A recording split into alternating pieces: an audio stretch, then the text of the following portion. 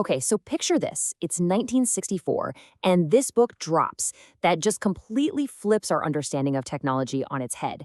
It wasn't about shiny new gadgets, but about how every single invention, all the way from the alphabet to the television, fundamentally reshapes who we are. That book was Marshall McLuhan's Understanding Media. Today, we're going to crack open his explosive ideas and see just how eerily they predicted the super connected, multicultural, and, let's be honest, kind of chaotic world we're all living in right now. All right, let's get into it. And here it is. This is McLuhan's most famous, most confusing, and most important idea. The medium is the message. What on earth could that mean? Well, he wasn't saying that the content, the shows you watch or the articles you read, is worthless. Not at all.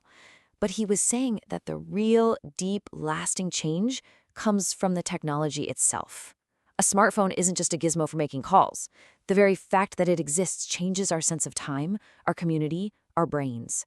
The technology, the medium, that's the real message, and its effects are what we're going to explore.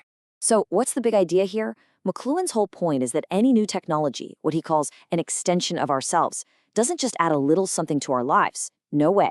It introduces a totally new scale, a new speed, and a new rhythm to everything we do.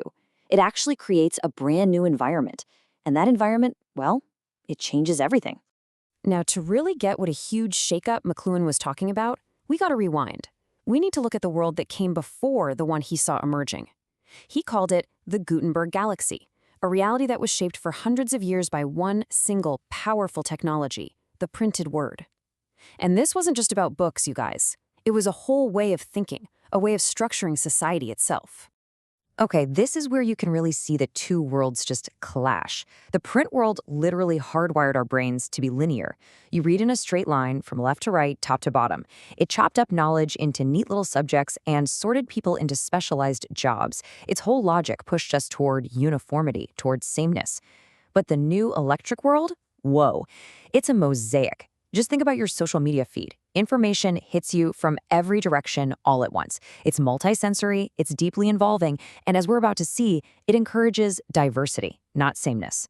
And this right here is the social fallout of that print culture. Because print technology loves things that are repeatable and standardized, it creates this really rigid center margin structure in society. So if the center is this uniform, literate standard, then anybody who doesn't fit that neat little box, and McLuhan specifically calls out the woman and the colored person, gets shoved to the edges. They're not just seen as different, they're seen as a problem to be fixed, an injustice to be corrected, so they can fit into that uniform system. All right, so you've got this rigid print world, and then, boom, it all gets blown apart. The catalyst is what McLuhan called the electric implosion. The telegraph, the radio, the TV, these things didn't just make the old world go faster, they completely collapsed it. Distance just vanished. Information started moving at the speed of light. And in doing so, it didn't just change the message, it rewired our entire nervous system. Okay, this next idea is absolutely key to understanding McLuhan. For him, media aren't just objects we use. The wheel isn't just a thing, it's an extension of your foot. A book is an extension of your eye. So what about electric media?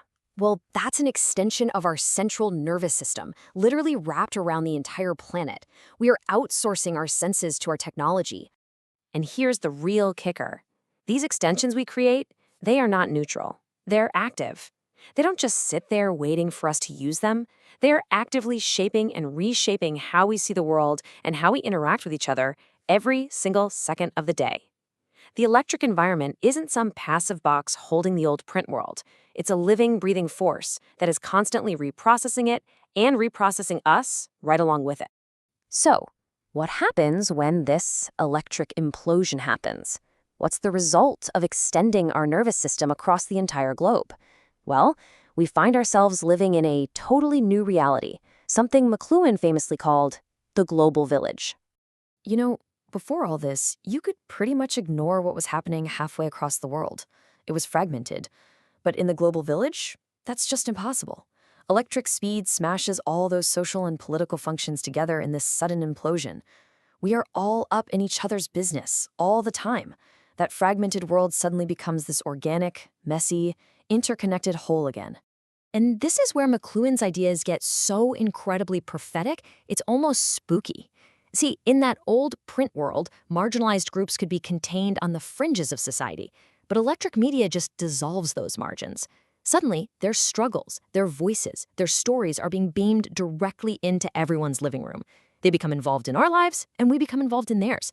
This forces a brand new, inescapable awareness, and, as McLuhan put it, a heightened human awareness of responsibility.